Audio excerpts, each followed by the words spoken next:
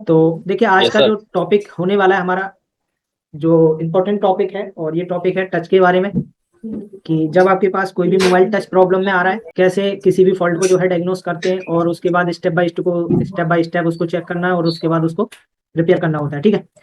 Example के तौर पे आपके पास कोई भी मोबाइल है जिसमें आपको ये टच प्रॉब्लम देखने के लिए मिले, तो मैं आपको दिखाना चाहूंगा कि अभी जितने भी हमारे मोबाइल हैं, अगर उनमें टच का प्रॉब्लम आपको देखने के लिए मिल रहा है, इस तरीके का टच का कनेक्टर आता है।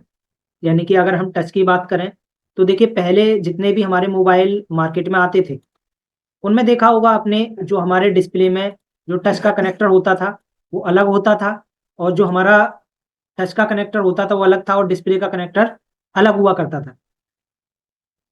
देखा होगा जितने भी लोग मोबाइल रिपेयरिंग कर रहे हैं या करने, या अभी नए, उनको तो नहीं पता, जो कर रहे थे उनको तो पता होगा कि पहले के जितने भी हमारे मोबाइल थे, उनमें जो कनेक्टर होता था वो इस तरीके से अलग कनेक्टर होता था टच का।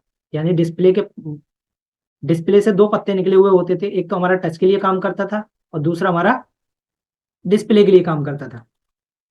ठीक है। अब देखिए ये जो थोड़ा थोड़ा मॉडिफिकेशन होता रहा, और उसके बाद जो है कंपनी ने मॉडिफाई किया, तो इस कनेक्टर को हटा के कंपनी ने एक और कनेक्टर इसकी जगह लगा दिया। इस कनेक्टर में टोटल मिला के आपको देखने के लिए मिलेंगी, देखिए, एक पिन, दो pin, three pin, four pin, five pin और सिक्स पिन, टोटल मिला के सिक्स पिन का कनेक्टर पहले आता था। तो देखिए ये सिक्स पिन का कनेक्टर में कौन कौन सी लाइनें होती हैं, ये मैं आगे आपको एक्सप्लेन करूंगा। और उसके बाद आप देखिए, मैं आपको दिखा देता हूँ कुछ और कनेक्टर के बारे में। देखिए उसके बाद थोड़ा सा मॉडिफिकेशन हुआ, कंपनी ने 6 पिन की जगह 10 पिन का कनेक्टर लगाया। बेसिकली ये दस दस पिन का जो कनेक्टर है, इसमें हमारा कितना पिन काम का है, कितना पिन काम का नहीं है, इसको हम आगे एक्सप्लेन करेंगे। तो यहाँ पे देख सकते हैं, ये देखिए, एक पिन इधर, दूसरा पिन इधर, और थ्री पिन आपको बीच में देखने के मिल रहे हैं। और देखिए तीसरा, चौथा और थ्री पिन उधर भी बीच में देखने, टोटल मिला के यहाँ पर 10 पिन का कनेक्टर कंपनी ने लगाया। दूसरा कनेक्टर टच के लिए ये आता था। तीसरे कनेक्टर की बात करें, तो थोड़ा सा मॉडिफिकेशन किया कंपनी ने। तो पहले क्या होता था, पहले के मोबाइलों में देखिए अंतर क्या होता था कि अगर हमारा मोबाइल थोड़ा बहुत कहीं पे गिर गया और टच ब्रेक हो गया ऊपर से, तो टच काम नहीं करती थी। तो उसमें प्रॉब्लम ये आती थी कि हमें बार बार टच को चेंज कराना पड़ता था। लेकिन जब कंपनी ने इसको फेस किया प्रॉब्लम को, तो उन्होंने क्या काम किया कि उस टच के कनेक्शन, जितने भी हमारे टच के कनेक्शन थे, उनको डिस्प्ले के अंदर डाल दिया। और जो पहले दो कनेक्टर निकले हुए होते थे, उनकी जगह कंपनी ने एक ही कनेक्टर लगा दिया, जो कि अभी आपको देखने के लिए मिलता है, जो कि होता है हमारा डिस्प्ले का कनेक्टर।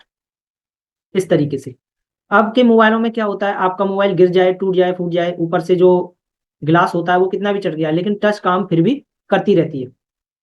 तो बेसिकली ऊपर जो लगी है वो टच नहीं होता है, वो ग्लास होता है, प्रोटेक्शन ग्लास। हमारे जो टच के कनेक्शन है वो इनबिल्ट हमारी डिस्प्ले के अंदर डाल दिए। अब देखिए इसका फायदा फायदा भी है और नुकसान भी है। फायदा ये है, आपका मोबाइल गिर गया और टच के कनेक्शन जो है कोई प्रॉब्लम, अगर आपका मोबाइल गिर गया और टच में कोई भी प्रॉब्लम नहीं आएगी, क्योंकि टच के कनेक्शन हमारे डिस्प्ले के अंदर डाल दिए।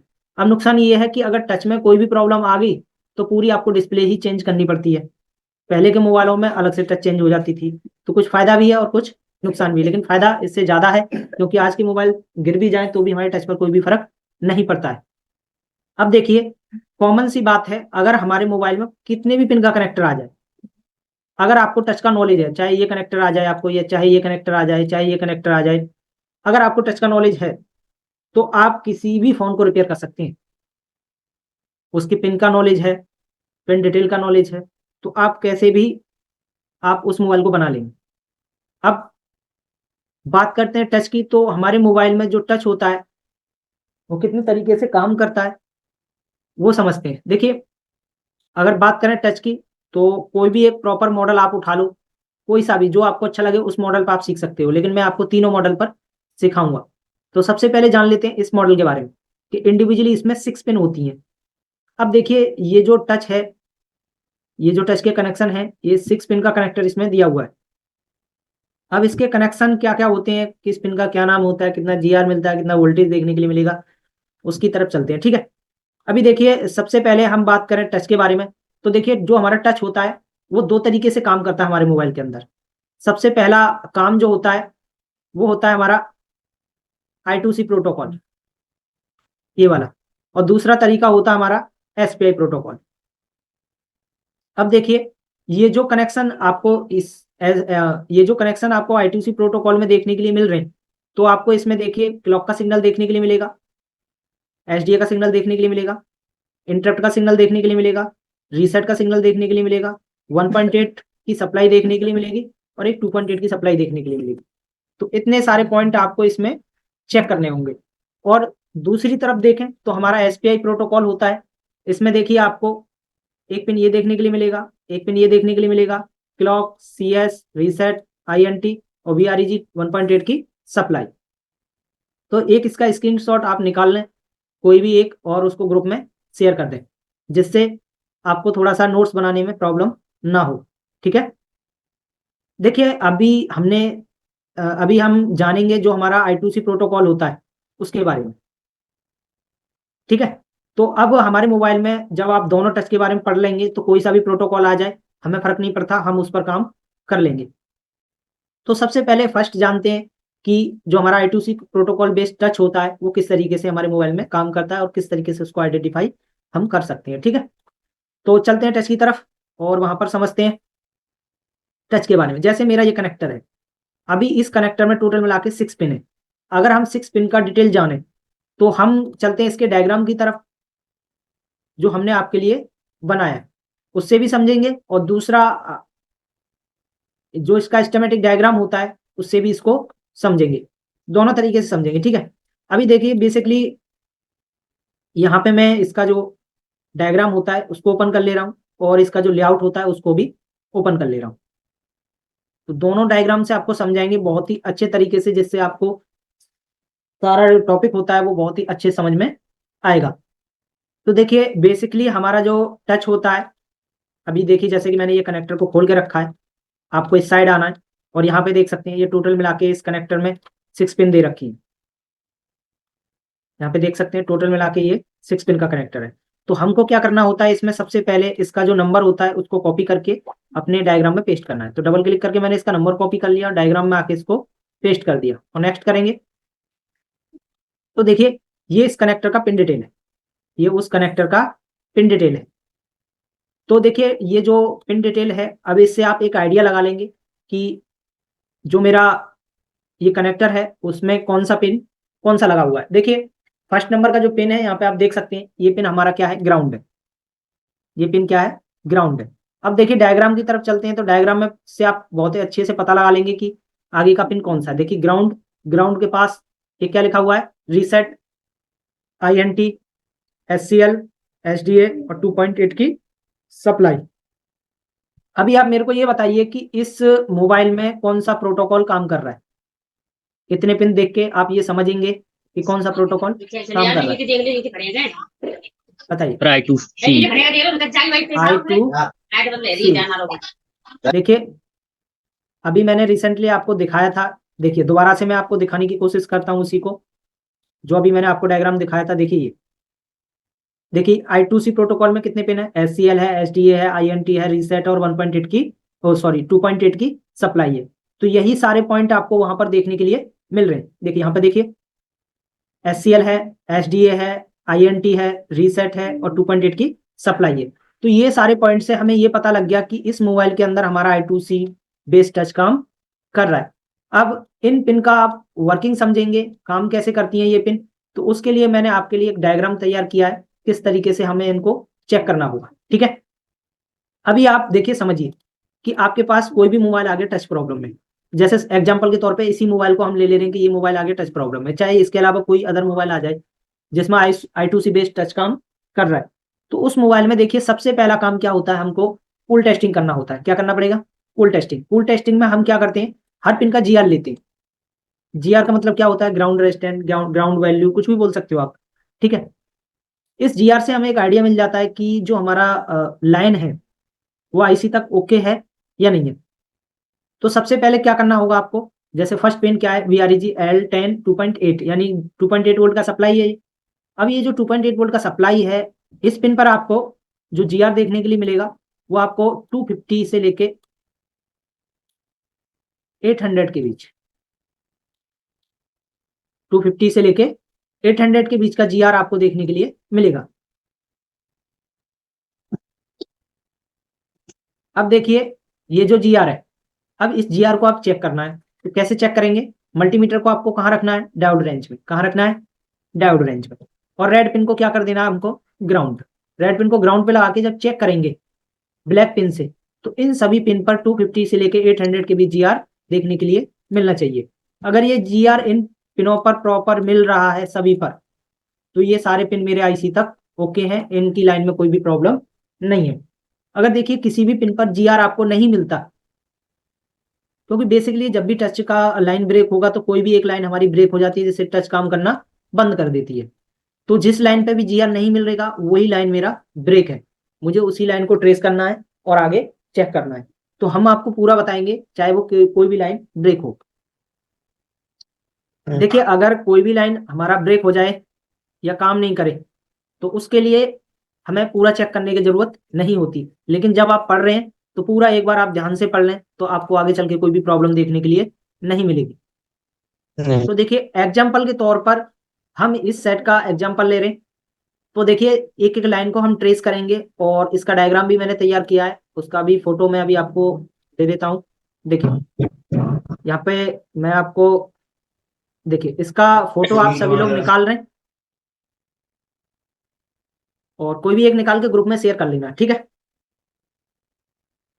जो बेसिकली टच काम करती है वो किस तरीके से काम करती है, पहले मैं आपको इसके थ्रू समझा दे रहा हूँ, फिर आपको डायग्राम के थ्रू समझा दूंगा। Yes sir. हाँ सर, निकाल लिया। ओके ओके, चलिए देखिए सबसे पहले मैं आपको बता दूं, जो हमारा रीसेट पिन होता है, अगर इस पर कूल टेस्टिंग करेंगे तो 250 से लेके 800 के बीच जीआर देखने के लिए मिलेगा, और इस लाइन में 1.8 की सप्लाई देखने के लिए मिलेगी, जो कि डिफॉल्ट आती है हमारे सीपीयू से, जो डिफॉल्ट आएगी सीपीयू से। और 250 टू 800 के बीच जीआर देखने के लिए मिलेगा, और सप्लाई जब चेक करेंगे तो 1.8 का सप्लाई देखने के लिए मिलेगा। अगर ये सब इस पे आ रहा है तो ये लाइन मेरा ओके है। देखिए इस लाइन में आपको एक आध कंपोनेंट देखने के लिए मिल जाएगा, अगर मिल रहा है तो, बाकी नहीं मिलेगा, वो आप डिपेंड करता है हमारे मोबाइल के सर्किट के ऊपर। देखिए दूसरा जो लाइन है हमारा आईएनटी यानी इंटरप्ट का लाइन। देखिए साथ ही साथ मैं रीसेट का इनका काम बताता चलूं। देखिए रीसेट सिग्नल क्या होता है, जब भी आप टच पर वर्क करते हैं और वर्क करते टाइम जब हमें कोई कॉल आ जाए, एसएमएस आ जाए, तो सीपीयू क्या करता है, उसको रीसेट करके जो भी आपके पास नया एसएमएस कॉल आया उसको शो कर देता है। इंटरप्ट क्या करता है, इन सब लाइनों को चेक करता रहता है, इंटरप्ट करता रहता है कि काम हो रहा है या नहीं हो रहा। क्लॉक और डेटा ये दोनों आपस में काम करते हैं डेटा का लेन देन करने के लिए, और डेटा का लेन देन कितनी स्पीड से करना है ये डिपेंड करता है क्लॉक के ऊपर, ठीक है? और उसके बाद ये 2.8 की इसकी वर्किंग सप्लाई होती है। तो आगे जानते हैं आईएनटी के बारे में। देखिए आईएनटी पर आप चेक करेंगे तो 250 से लेके 800 के बीच जीआर देखने के लिए मिलेगा इस पिन पर, जो कि आपको डायोड मोड में चेक करना है, और 1.8 का सप्लाई इस लाइन में देखने के लिए मिलेगा। देखिए थर्ड नंबर पर आपको चेक करना होता है एससीएल, क्लॉक और डेटा, और इसकी भी लाइन पर आपको 250 टू 800 के बीच जीआर देखने के लिए मिलेगा दोनों पर।